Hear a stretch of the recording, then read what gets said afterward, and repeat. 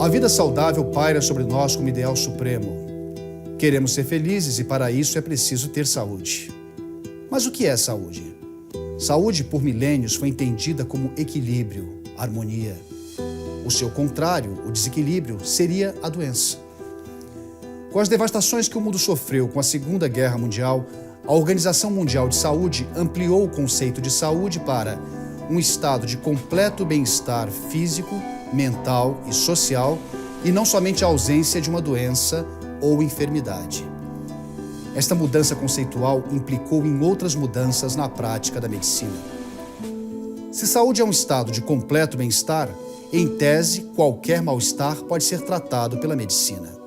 Quando falamos de saúde mental, por exemplo, hoje existe um dicionário médico que explica e classifica como transtorno grande parte do mal-estar que experimentamos em nossos dias.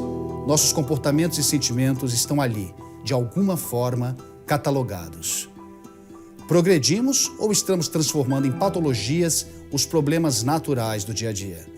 Nossa cultura demanda soluções imediatas e parece que espera da ciência a última palavra sobre nossos males emocionais. Tudo isso resulta na medicalização da vida.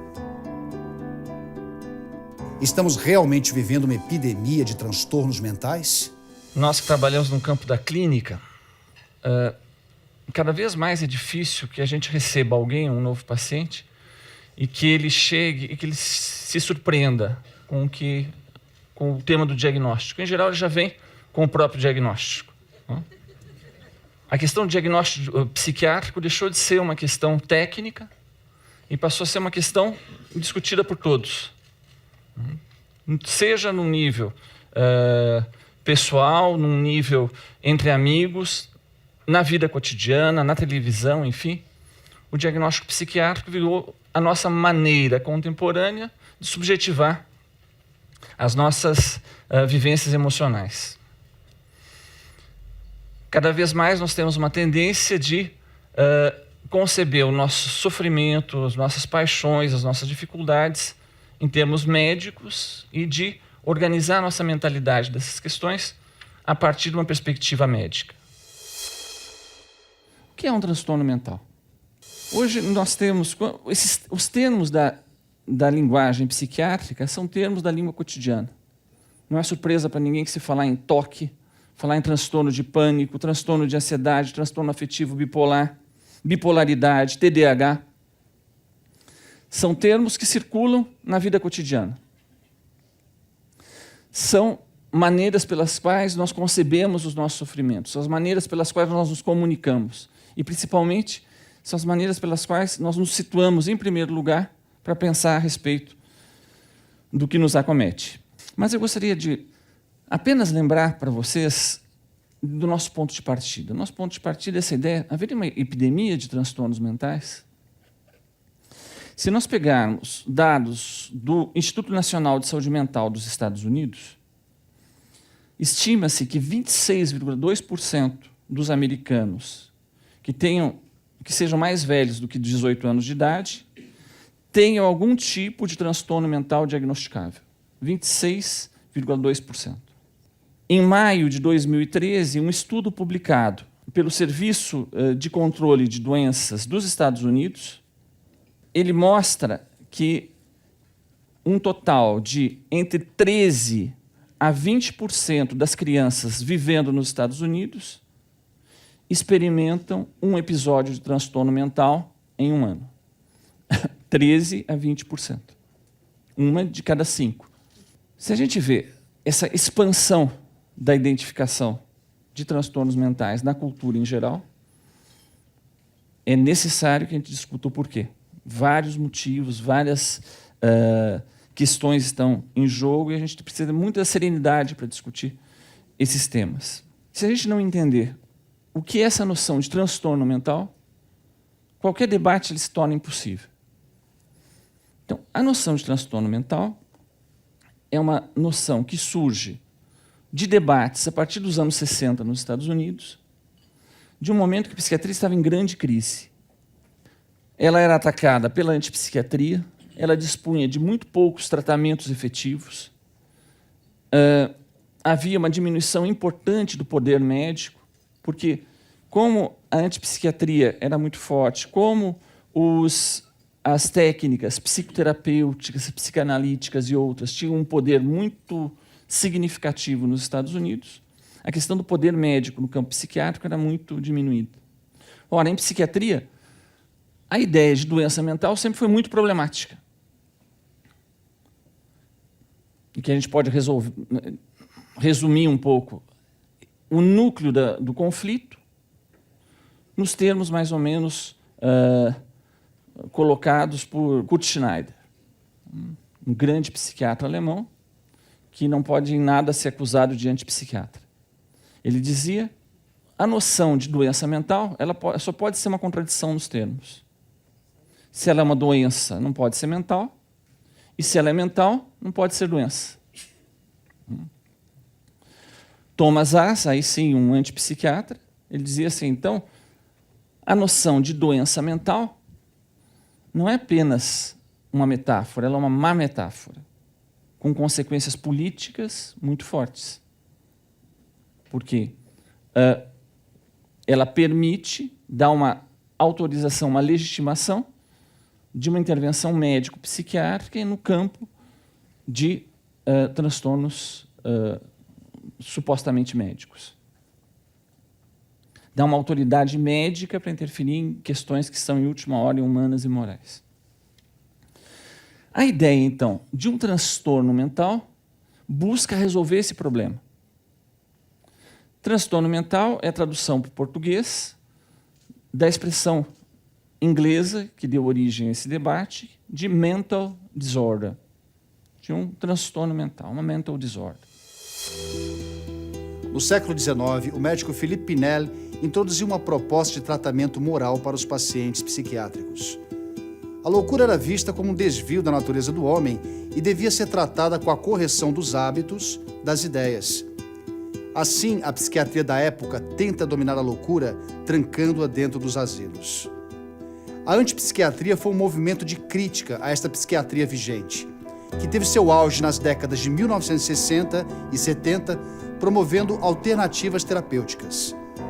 O médico italiano Franco Basaglia, um dos principais nomes da antipsiquiatria, colocou a crítica em prática, quebrando o modelo de manicômio e criando alternativas de tratamento fora dos muros dos hospícios.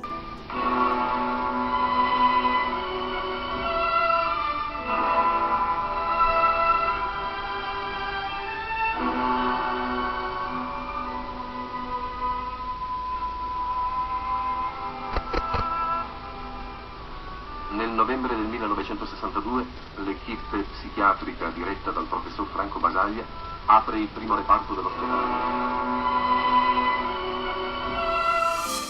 No Brasil, a psiquiatra Nise da Silveira viu na arte-terapia uma forma de entender, tratar e humanizar a loucura. Se não se estabelece uma relação afetiva entre o terapeuta e o internado, nada se consegue. Para a medicina hoje, parece que para tudo há um remédio. Controlar pela química nossas emoções tem sido uma prática cada vez mais comum. Estamos realmente vivendo uma epidemia de transtornos mentais? Nossa sociedade adoeceu? Mas o que quer dizer um transtorno mental? Mas se vocês procurarem na introdução do DSM-3 de 1980, ele vai dizer mais ou menos o seguinte: na maior parte dos quadros tratados pela psiquiatria, nós não temos uma concepção clara do ponto de vista etiológico e psicopatológico. Esse tipo de situação não pode nos impedir de operarmos clinicamente em psiquiatria. Aliás, como de resto em vários outros campos da medicina. Nem sempre os médicos interferem em situações que culturalmente são conhecidas por doença. Uma gravidez não é uma doença. Nariz torto não é doença. Peito caído não é doença. Não. Embora a gente possa fazer uma classificação muito específica de diferentes maneiras de conceber nariz torto ou peito caído, que nos permitem intervenções médicas eficazes para resolver um problema. Então, esse é o primeiro elemento que vocês precisam guardar em mente. Que, quando nós falamos de mental disorder, o ponto de partida é uma renúncia, em geral tida no campo da psiquiatria como temporária, de uma descrição fisiopatológica completa em termos médicos de um transtorno, mas que nos permita, a partir de critérios que são objetivos e compartilháveis, de recortar quadros clínicos sobre os quais a gente pode interferir psiquiatricamente. É isso que significa a ideia de transtorno mental. A ideia da descrição fisiopatológica que virá é uma ideia antiga em psiquiatria. Você pega nos primeiros textos dos grandes psiquiatras franceses e alemães, você encontra em Griesinger, por exemplo, um grande clássico, um dos maiores tratados da história da psiquiatria biológica. Um sujeito extremamente inteligente, em qual Freud se inspirou para criar o conceito de recalque. Já está na obra do Griesinger. Ele dizia, bom, um dia esses fenômenos que nós só conseguimos descrever clinicamente, nós vamos poder descrever numa linguagem fisiopatológica. Kraepelin, o grande pai da psiquiatria contemporânea, ele dizia assim, nós temos que descrever os fenômenos e classificá-los de uma maneira extremamente precisa, porque quando a gente conseguir depurar a nossa classificação da maneira mais radical possível, essas formas puras de descrição devem corresponder a tipos psicopatológicos. O escritor Lima Barreto viu de perto os tipos psicopatológicos quando era também um deles, internado num hospital psiquiátrico. Que dizer da loucura? Mergulhado no meio de quase 2 dezenas de loucos, não se tem absolutamente uma impressão geral dela. Há, como em todas as manifestações da natureza, indivíduos, casos individuais, mas não há ou não se percebe entre eles uma relação de parentesco muito forte. Não há espécies, não há raças de loucos. Há loucos só. Você tem uma racionalidade prática, que para poder operar nesse nível, você não tem necessidade de fazer uma descrição psicopatológica, ou seja, de como que ela funciona na sua estrutura. Você renuncia a uma explicação de natureza ontológica, que a doença é um ser, e dá uma explicação de natureza prática. Esse grupo de sintomas melhora com tal tratamento. Essa é mais ou menos a lógica fundamental que organiza os critérios de classificação atuais. Isso trouxe para a medicina e para a psiquiatria grandes vantagens. Primeiro, do ponto de vista de descrição, pela primeira vez você tinha critérios mais ou menos estáveis, compartilhados, sobre a ótica formal, sobre a ótica descritiva, de modo que é um grupo sindrômico, a gente estabelece critérios fixos para a atribuição do diagnóstico. Por isso que se trata de um manual de diagnóstico e de estatística. A Associação Americana de Psiquiatria publica desde 1952 o DSM, Manual Diagnóstico e Estatístico de Transtornos Mentais. Esse manual se tornou o grande responsável pela propagação de novos diagnósticos. Sua última versão, o DSM-5, foi lançada em 2013. Se fazia a aposta de que essa separação prática que permitia, por diferentes critérios, se ter diferentes categorias de transtornos mentais, você podia fazer pesquisas biológicas, de modo que um dia nós conseguiríamos ter uma validação biológica para aquilo que, por enquanto, é apenas prático. Esses critérios práticos, eles estão embutidos. Esse é o primeiro elemento que é fundamental para entender a noção de transtorno mental. Ele tem uma validade pragmática, ele tem uma validade instrumental. A outra ideia é, nós não temos ainda a explicação, no futuro nós teremos de natureza biológica. Essa ideia ela é tão presente, ela é tão forte no contexto contemporâneo, que nós vivemos hoje no interior da psiquiatria uma grande crise teórica e uma grande crise institucional psiquiátrica. Em 2013, é publicada a 5ª edição do Manual de Diagnóstico e Estatística, o DSM-5, da Associação Psiquiátrica Americana. Ora, algumas semanas antes da publicação do DSM-5, o presidente do Instituto Nacional de Saúde Mental, através do seu blog oficial desse instituto, ele faz um comentário do manual que seria publicado 15 dias depois. Ele diz assim: o objetivo desse novo manual, tal como nas edições prévias, é de promover uma linguagem comum para a descrição da psicopatologia.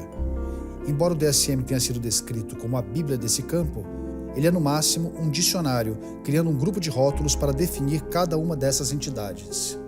E ele termina dizendo a famosa frase que circulou no mundo: os pacientes com transtornos mentais merecem mais do que isso. Então, vocês imaginem, né, a condição anticlimática do lançamento do DSM-5.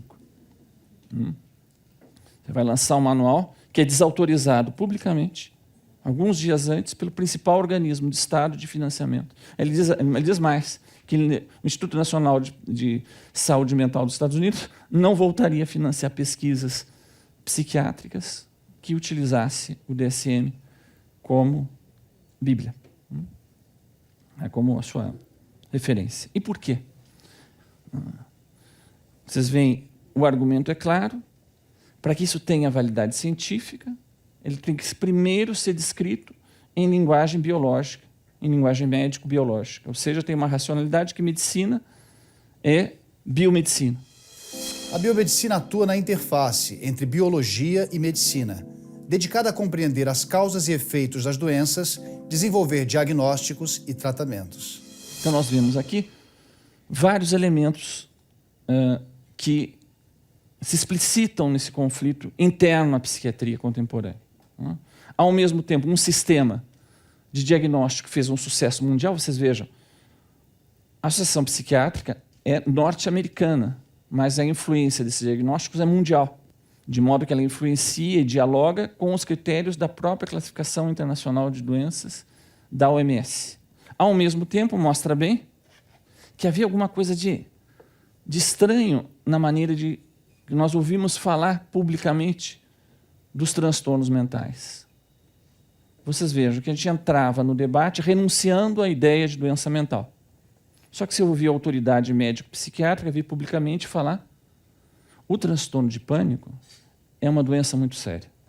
O que essa crise mostra é que a própria psiquiatria reconhece que tem alguma coisa na descrição atual que é insatisfatório para traduzir esse tipo de organização dos fatos clínicos numa linguagem de biomedicina. Contudo, ela mantém a aposta dos antigos, a aposta que um dia esse grande quebra-cabeças, que nós vamos acrescentar novas pesquisas biológicas, um dia nós vamos ver suficientemente claro para que o nível de descrição fisiopatológico seja o nível último de descrição de um fenômeno psicopatológico. Antonin Artaud, escritor que esteve internado em manicômio, escreveu seu protesto aos seus diagnosticadores. Senhores, as leis, os costumes, concedem-lhes o direito de medir o espírito. Esta jurisdição soberana e terrível, vocês a exercem seguindo seus próprios padrões de entendimento. Não nos façam rir. A credulidade dos povos civilizados, dos especialistas, dos governantes, reveste a psiquiatria de inexplicáveis luzes sobrenaturais. A profissão que vocês exercem está julgada de antemão. Não pensamos em discutir aqui o valor dessa ciência, nem a duvidosa existência das doenças mentais. Porém, para cada 100 classificações, onde as mais vagas são também as únicas utilizáveis, quantas tentativas nobres se contam para conseguir melhor compreensão do mundo irreal, onde vivem aqueles que vocês encarceraram. Sem a loucura, que é o homem mais que a besta sadia? Cadáver adiado que procria? No início do século XX, Fernando Pessoa enaltecia a loucura em poesia. Já aqueles que foram considerados pais da psiquiatria, Kraepelin, e da psicanálise, Freud, buscavam na ciência a explicação para todos os transtornos da mente. O que significa descrever um sofrimento humano exclusivamente com uma lógica biomédica. Eu só gostaria de fazer um breve recapitulativo com vocês. Na primeira edição do DSM, em 1952, havia 106 diagnósticos. Na segunda edição, 68, saltou para 182. No DSM-3 de 80, vai para 265. Na sua versão revisada de 87, vai para 292. O DSM-4 tem 297 e o atual DSM-5 tem mais de 300. Então, nós temos uma multiplicação, uma pletora de diagnósticos. E, ao mesmo tempo, esses diagnósticos eles são não apenas maiores, mas eles são cada vez mais amplos. E a gente pode identificar, em uma grande parte dos critérios diagnósticos, digamos, um maior acolhimento de casos. Situações que, em outros momentos, não eram consideradas como casos, com critérios mais amplos, passam a ser. A última versão do DSM, Manual Diagnóstico e Estatístico de Transtornos Mentais, trouxe mais de 300 patologias. Entre as novas classificações estão compulsão alimentar. Devorar comida em um período delimitado de até 2 horas deixa de ser gula apenas e passa a ser também transtorno psiquiátrico. Nasce o transtorno disfórico pré-menstrual, uma forma mais grave de TPM que agora também é problema psiquiátrico. O luto, o sofrimento pela perda de alguém, se durar mais de 2 semanas, a tristeza será considerada sintoma de depressão. Essa nova edição do manual estimulou discussão. Será que estamos patologizando demais o comportamento humano? Transformando em doença problemas do dia a dia? Nós encontramos aqui, então, um problema histórico do campo da psiquiatria. Um problema teórico histórico. As categorias descritas pela psiquiatria são categorias meramente descritivas e convencionais, ou elas são categorias causalistas explicativas. Todas as disciplinas científicas têm o direito de começar por algum lugar e de procurar um progresso. Uma das vias de progresso, por exemplo, é uma via genética, ou genética psiquiátrica. Então, disso valeria a pena, para a gente poder entender o que circula na cultura hoje em termos da genética psiquiátrica, alguns elementos básicos dessa genética. Eu me dei o trabalho de procurar no Google, em diversos jornais, quantas vezes havia sido publicado um cientista americano descobre o gene da esquizofrenia. Por quê? Porque os genes que a gente descobre influenciando certos estados mentais, eles não são genes de natureza, como a gente está mais acostumado a pensar numa genética de herança autossômica dominante. Que você tem lá o gene, ele vai se expressar na geração. O que nós temos são grupos de genes candidatos ou de genes que certos estudos mostram que a presença daquele gene teve uma maior correspondência de expressão daquele transtorno. Mas o que isso quer dizer? Isso não quer dizer que não haja participação de fatores genéticos ou que isso seja apenas um artefato. Mas que o mais provável que aconteça é que nós temos um sistema muito complexo de interação de fatores, de certas constelações genéticas, que podem ser, inclusive, muito diferentes entre elas, que, num sujeito exposto a certos tipos de condição, ela pode ser um elemento de fragilidade maior para o surgimento de certas formas clínicas de um transtorno. Contudo, é importante a gente lembrar que há algum exagero nisso. É decisivo que a gente tenha uma visão clara da participação genética, mas também que a gente tenha um senso crítico a respeito disso. No conto Alienista de Machado de Assis, o médico Simão Bacamarte resolve fundar uma casa de loucos e, na busca por um método para classificar a loucura, arranja motivo para internar toda a população de Itaguaí. Tudo era loucura. Os cultores de enigmas, os fabricantes de charadas, de anagramas, os maldizentes, os curiosos da vida alheia. Ninguém escapava aos emissários do alienista. Ele respeitava as namoradas e não poupava as namoradeiras. dizendo que as primeiras cediam a um impulso natural e as segundas a um vício. Se um homem era avaro ou pródigo, ia do mesmo modo para a Casa Verde. Daí a alegação de que não havia regra para a completa sanidade mental. Alguns chegam ao ponto de conjecturar que nunca houve outro louco além dele em Itaguaí. Vamos pegar uma situação em que nenhum de nós tem dúvida da participação do fator biológico. Por exemplo, síndrome de Down. Não é uma alteração genética, é uma alteração cromossômica, mas a natureza biológica ela é indiscutível. Eu diria que nos transtornos que atingem a infância, poucos, ou talvez nenhum, tenha tido tanto progresso clínico quanto na síndrome de Down.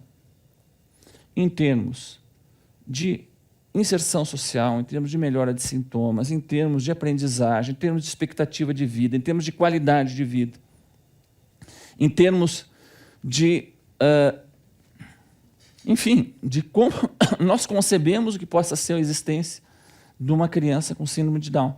E a mudança nos últimos 30 anos foi magnífica. De uma situação clínica que ninguém duvida da importância 100% do fator biológico. Essa melhora toda aconteceu sem praticamente nenhum novo tratamento biológico para a síndrome de Down. O que mudou na síndrome de Down foi a nossa maneira de olhar para essas crianças e para essas famílias. Foi na medida em que nós todos, não apenas médicos, mas a cultura em geral, pôde pressupor que aquela marca biológica não era uma definição do sujeito, que a gente poderia pressupor um sujeito para alguém que tinha aquela variação humana, ele pôde se estabelecer humanamente de outra forma. Ou dito em outras palavras, vocês vejam o efeito paralisante que pode ter você colocar o diagnóstico médico na frente de uma concepção do sujeito. Carpe diem. Aproveitem o dia, colegas. Façam de suas vidas uma coisa extraordinária.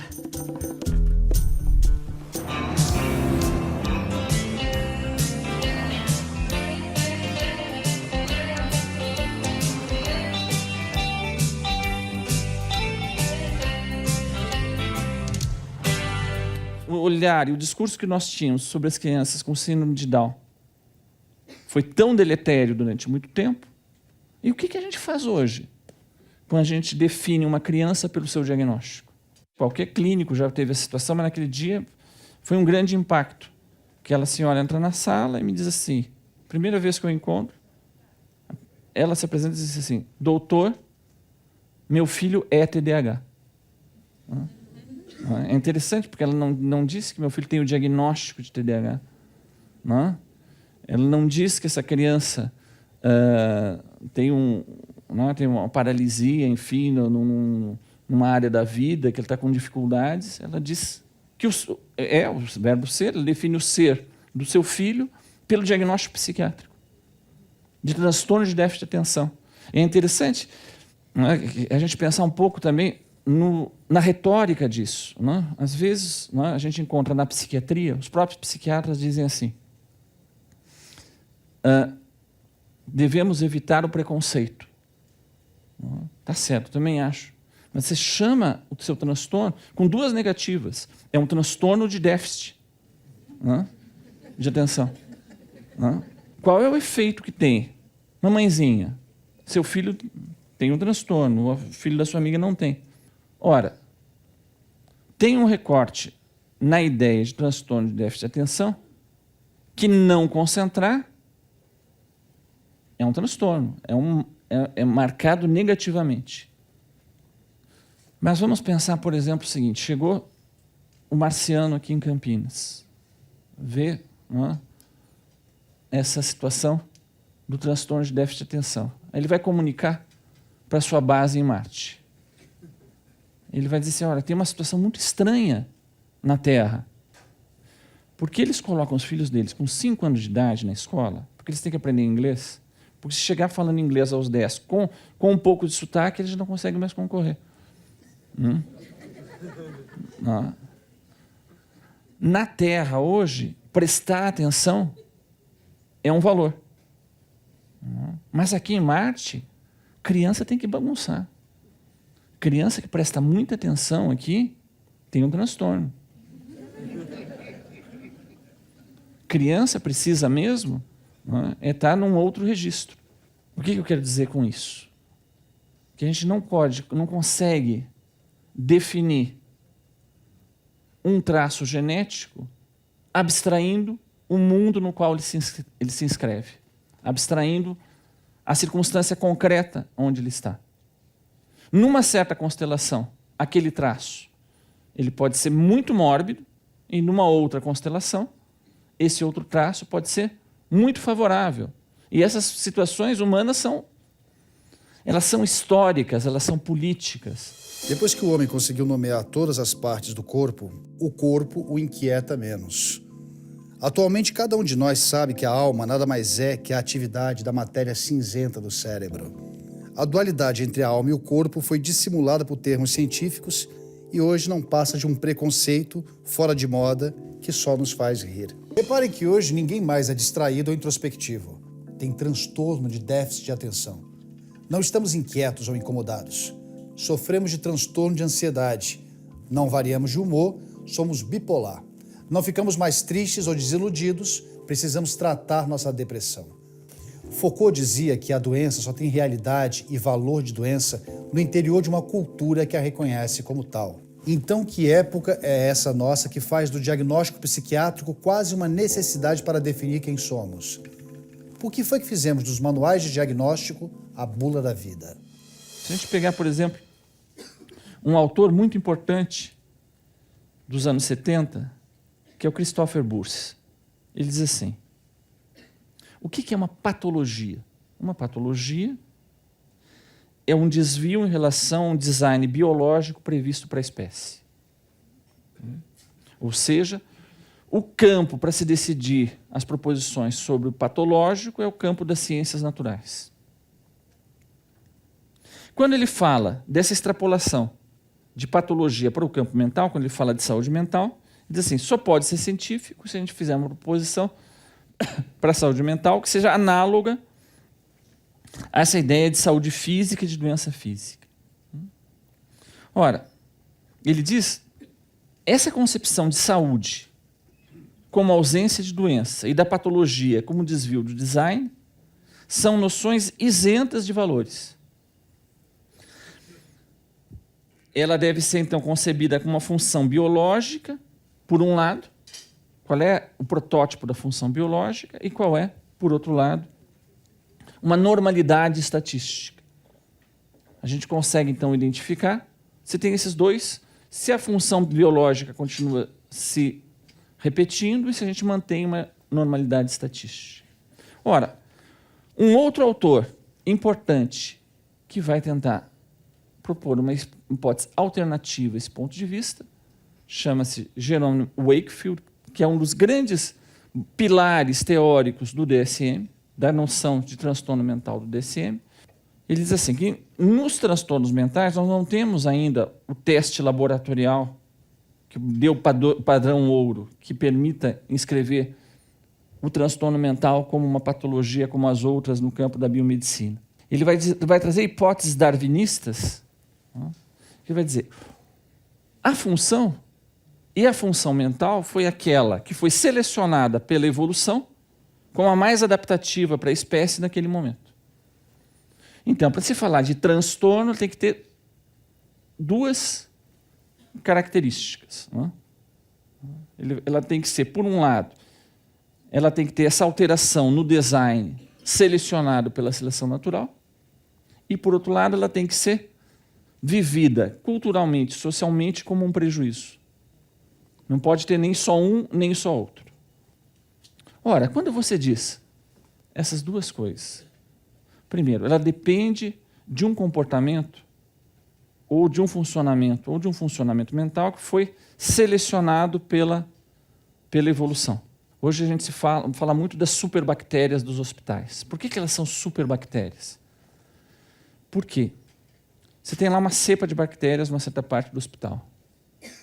Um paciente toma um antibiótico, se usa um tal antibiótico, fortíssimo. Aquela cepa morre quase inteira, mas tem alguns mutantes, tem alguns anormais que sobrevivem àquilo. E elas se reproduzem e formam uma nova cepa, que tinha todas as resistências anteriores e mais a nova. E aí a gente cria um novo antibiótico mais potente ainda, que é utilizado nessa nova cepa e que destrói quase todos os elementos dessa cepa, menos os anormais, no sentido estatístico. Os anormais, os desviantes, são os que garantem a sobrevivência da espécie. Se a gente leva as últimas consequências do raciocínio do Wakefield, um projeto público de saúde mental não deve ser transformar a disorder em uma order única. O projeto tem que ser necessariamente como é que a gente garante a diversidade no funcionamento. Como é que a gente consegue manter no laço social e com um tipo de vida aceitável os desviantes, os anormais, os fora da estatística. Justamente o argumento genético e da seleção natural fala mais a favor ainda de um repensar profundo das consequências éticas desse tipo de recorte, da ação que nos imputaria uma visão desse tipo. A gente pode pensar o campo da saúde mental como o campo das possibilidades do humano, em que as diferenças elas possam ser vistas na sua especificidade. É interessante que os sistemas de diagnóstico operacionais de hoje, eles definem o que é a disorder, mas em nenhum momento eles explicitam qual é a order a restabelecer.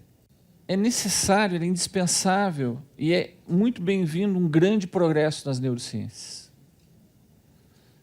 Mas eu diria, mesmo a neurociência mais avançada, que ela permita a visão mais global do funcionamento psíquico humano, essa descrição completa ela ainda é insuficiente para tratar do fato psicopatológico. O fato psicopatológico não se resume a uma alteração biológica. É uma alteração biológica que se instala num sujeito, numa rede de linguagem que inclui o seu próprio corpo, a sua relação com os outros, e que ela é dinâmica. Não são mundos diferentes. Uma criança muito inadaptada na escola pode se beneficiar muito num tratamento medicamentoso, desde que a gente não resuma essa criança a uma alteração neurobiológica. Ou que todas as questões que estão em jogo na escola, na política de educação, nas questões da família, etc., ou nas questões singulares que estão emergindo junto, há uma mera disfunção bioquímica. A outra coisa, a gente tem que voltar, digamos, a se espantar com estatísticas tão maciças de transtornos mentais, não? A se espantar que uma proposta de um aumento ainda mais importante de diagnóstico, de tratamento medicamentoso, como se não fosse nada. O que eu gostaria de trazer como mensagem é que nós não podemos e não devemos, como sociedade, passar um cheque em branco para essa visão de mundo. Essas questões das neurociências e da saúde mental são muito sérias para a gente deixar unicamente nas mãos dos neurocientistas e dos psiquiatras. É necessário que a sociedade possa, em primeiro lugar, se interrogar profundamente. Eu não sou contra a indústria farmacêutica, não sou contra a medicação, não sou contra nada. Eu sou contra você reduzir esse problema a algo que se trata com um diagnóstico e remédio. Diagnóstico, remédio, readaptação, e que você perde qualquer escuta de que aquilo possa ser emergência. O que eu sou contra é esse reducionismo biológico explicativo. De certa maneira, não é apenas um mal da indústria farmacêutica ou dos malvados não sei quem. Não é? É algo completamente dialético, porque isso vem porque também tem uma solicitação disso o tempo todo. Tem um mercado que responde a esse tipo de solicitação, que o Sarah dizia. num artigo recente, de 2013, ele vai dizer assim, o problema não é apenas que você vende o remédio, ou que você faz, ou você cria as condições para o remédio ser desejável. Eu mesmo já trouxe um elemento. Se você, por exemplo, não é apenas que você cria um diagnóstico é também um label de merchandising. Seu filho tem déficit de atenção, tem transtorno de déficit de atenção. Você pode dar outros 1000 nomes. Você cria um ambiente, é fácil de você criar, com um poder econômico grande, um ambiente totalmente hostil a esse tipo de recorte do mundo. Então ele diz assim, ele pega uma fala do presidente Eisenhower, acho que foi em 1960 e poucos, ele fala do complexo industrial militar.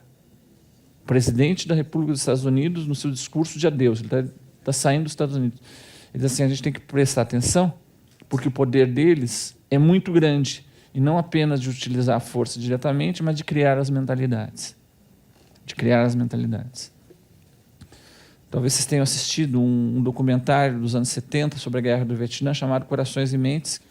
É uma reflexão sobre o período que os Estados Unidos haviam invadido o Vietnã, já tinham começado os movimentos de resistência locais, e estava se dizendo por que o exército americano tinha que permanecer no Vietnã.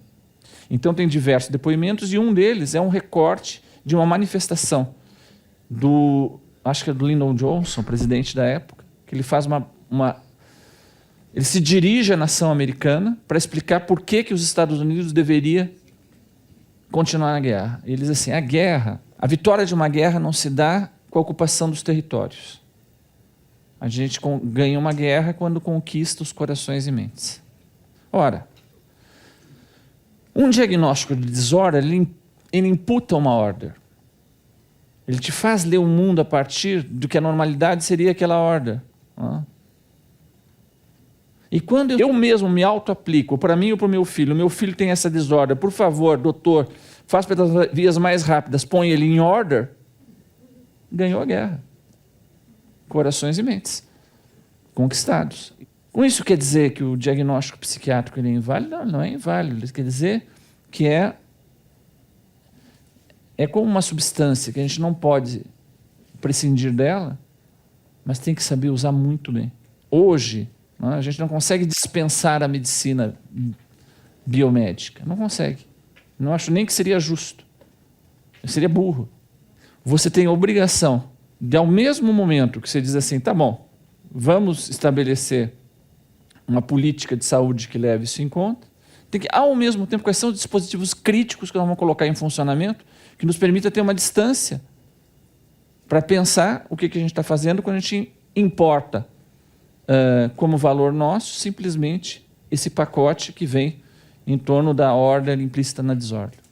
Então, tem muitos psiquiatras que se preocupam hoje profundamente de como nós devemos organizar uma psiquiatria. Em primeiro lugar, que esses interesses econômicos eles possam ser lidados de uma maneira tal que não se coloque em questão ou menos possível os riscos dessa proximidade excessiva. Segundo, se preocupam com um modelo psicopatológico que exclua de cara, através de um álibi biológico, qualquer questionamento prático do que aquele transtorno pode implicar de sociedade, de política, de economia, de questões familiares, de questões singulares. Em terceiro lugar, o que seria, então, uma outra psiquiatria, em relação a essa psiquiatria totalmente ancorada nesses valores, eu diria, de um recorte exclusivamente fisiopatológico do transtorno? O que seria uma visão alternativa a isso? O que nós poderíamos propor?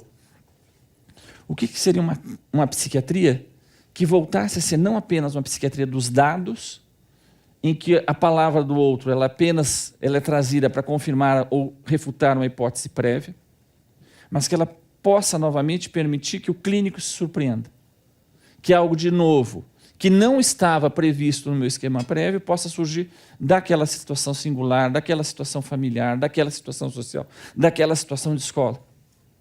Uma psiquiatria vista com esses olhos não é uma psiquiatria antibiológica, pelo contrário.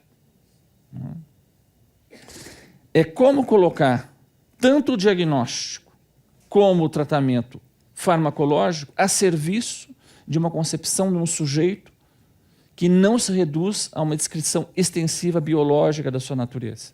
Qualquer descrição ostensiva de um sujeito é uma forma de violência. O vocabulário da psiquiatria hoje faz parte dos nossos diálogos cotidianos, mas os termos que definem as doenças não se mostram suficientes para nos definir. A série Medicalização Fora de Controle, Vivemos uma Epidemia de Transtornos Mentais, você encontra no nosso site. Visite a página da CPFL Cultura no Facebook. Tchau. É claro que uma criança que está com dificuldade de acompanhar um curso ou que está apresentando uma inquietação muito evidente, aquilo é um problema. É a degeneração da espécie que a gente está vivendo quase, né? A normalidade está sendo extinta. Essa nossa ânsia de simplesmente, olha, vamos tratá-la porque senão elas vão se desadaptar, isso deveria pelo menos nos fazer refletir.